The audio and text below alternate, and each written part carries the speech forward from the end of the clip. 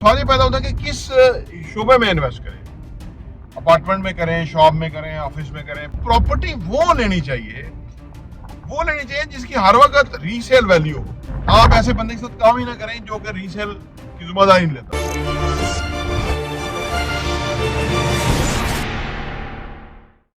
अस्सलाम वालेकुम रहमतुल्लाहि व बरकातुहू। मेरा नाम अहमद अकील है। आप देख रहे हैं प्रॉपर्टी इंटरव्यू। रियल एस्टेट में अगर इन्वेस्टमेंट करने लगे हैं तो वहाँ आपको घर पे, प्लॉट पे, ऑफिस पे, शॉप पे, अपार्टमेंट पे कहाँ इन्वेस्ट करना चाहिए। आज 2024 में हम हैं और 2024 में इन्वेस्टमेंट की जो पूरी डायनेमिक्स है वो बदल गए हैं। इन्वेस्टमेंट एक साइंटिफिक अप्रोच के तहत ही करेंगे तो फायदा उठाएंगे। देखिए, दो तरह की इन्वेस्टमेंट है। एक वो इन्वेस्टमेंट है जो आपने कर दी और आप भूल गए और आपने 10 साल आपको जरूरत नहीं है और आपको परवाह नहीं है। दूसरी इन्वेस्टमेंट ये है कि आपके पास एक पैसा है, एक सरमाया है और आप कहते हैं कि यार वो पैसा डबल होना चाहिए, पैसा ग्रो होना चाहिए, डबल होना चाहिए और वो 2 सालों में, 3 सालों में, 4 सालों में, 5 सालों में पैसा डबल होना चाहिए। ठीक है, जो कि आपका जायज और जनरल हक है। तो सवाल ये पैदा होता है कि किस शोबे में इन्वेस्ट करें। अपार्टमेंट में करें, शॉप में करें, ऑफिस में करें, प्लॉट में करें या घर में करें। देखिए, अगर जो वो वाला मैंने मॉडल बताया ना आपको, जो पहली तरह का बताया था कि बंदे ने इन्वेस्ट कर दिया और बस वो भूल गया कि मैंने इन्वेस्टमेंट की हुई है। इतना भी ना भूले कि वो वैसे तो बहरिया डीएचए में कोई कब्जे नहीं होते, लेकिन अदर देन दैट कब्जे भी हो जाते हैं। ये भी एक मामला है। वो कल ही कोई साहब बता रहे थे कि आगोश सोसाइटी है, उसके अंदर कोई 10 मरले का प्लॉट था, 35-70। तो वो किसी ने कहा ये बनाना है, तो वो वहां गए। तो जब वो डेमोक्रेशन की तो एग्जैक्टली जो घर बना हुआ था वहां पे, तो वो उस बंदे का 20 फुट फ्रंट जो है उस घर के अंदर आया हुआ था। तो पीछे 15 फुट फ्रंट, 15-70 बच गया।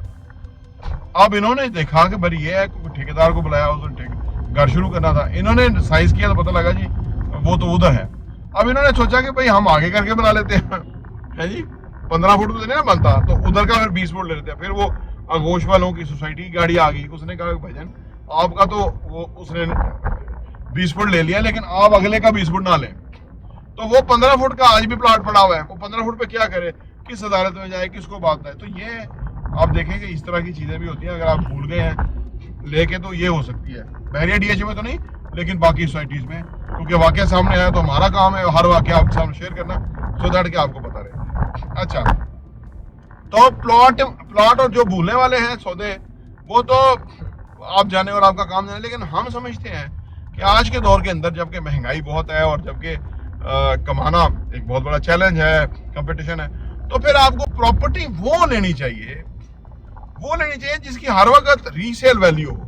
यानी ऐसा चीज जैसे जो शेल्फ पे लगी हुई है, जो गोदाम में पड़ी है उसका दौर चला गया, जो शेल्फ पे लगी हुई है या जो ऑनलाइन पेज के ऊपर है या जो आपकी जो ई कॉमर्स साइट है उसके ऊपर पड़ी हुई चीज है, उसका कोई खरीदार होगा।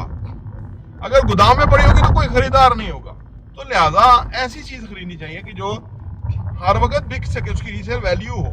और वो वैल्यू जब आपका दिल करे, अच्छी ऑफर आई है और आप बेच दें और आप जो प्रॉफिट टेकिंग करना है कर लें और उसके बाद उसको फिर री इन्वेस्ट कर लें। तो मैं समझता हूँ आजकल इस तरह की चीज के ऊपर इन्वेस्ट करना चाहिए कि जो अपनी शक्ल चेंज कर रही है। वो प्लॉट तो प्लॉट ही पड़ा हुआ है, ठीक है जी, लेकिन जो प्रॉपर्टी अपनी शक्ल चेंज कर रही है, शेप अप हो रही है, शेप में आ रही है, वो प्रेफरेबली बेहतर है फाइल और प्लॉट से। तो ऐसी जगह में ऐसी आप इन्वेस्टमेंट करें कि जो रीसेल वैल्यू रखती हो। आपका दिल किया, आपने 1 साल रखी वो प्रॉपर्टी, अब 1 साल के बाद आपका कोई प्लान बन गया, कोई आपने डिफरेंट इन्वेस्टमेंट सोची और अब आपको पता है कि वो चीज बिक जाए तो मेरे पास अदर पैसे मिला के तो मैं वो बड़ी चीज ले सकता हूँ या बड़ी प्रॉपर्टी जो है ना वो मैं उसको हैंडल कर सकता हूँ। तो उस सूरत में वो चीज बिक जाए, 90 डेज के मार्जिन, 90 डेज के टाइम के ऊपर बिक जाए वो चीज, ठीक है ना। तो हम तो ऐसे ही लोगों को जो है ना वो ऑफर करते हैं कि उसकी वजह ये कि अगर आपका पैसा पड़ा रहेगा प्लॉटों में और उसके ऊपर टैक्स भी देते रहेंगे आप और उसका टाइम आएगा ही नहीं, तो वो आप कितना इंतजार करेंगे कि उसका टाइम आए।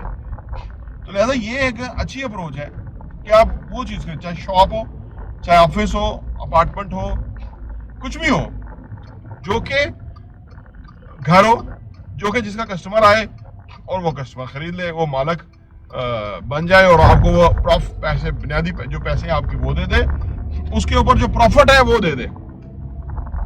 तो ये जेन्युइनली एक बेहतर इन्वेस्टमेंट कंसिडर की जा सकती है कि जिसके अंदर आज 2024 में आप इन लाइंस और इंटरेक्शन के ऊपर काम करें। आमतौर पे लोग कहते हैं कि जी वो रीसेल कौन करेगा। देखिए, आप ऐसे बंदे के साथ काम ही ना करें जो कि रीसेल की जिम्मेदारी नहीं लेता, ठीक है ना, क्योंकि हम तो जिम्मेदारी लेते हैं और हमारी कोशिश होती है कि ऐसी ही चीजें लेकर आए और ऐसी ही कीमत हो कि जिसके ऊपर आप कल को बेचना भी चाहें तो आपकी प्रॉफिटेबिलिटी पक्की हो, तो कि आप फायदा कमाएं, फायदा हासिल करें और आपको पता लगना चाहिए कि यार मैंने एक अच्छी प्रॉपर्टी ली है और उसका मुझे बहुत ज्यादा फायदा हुआ है।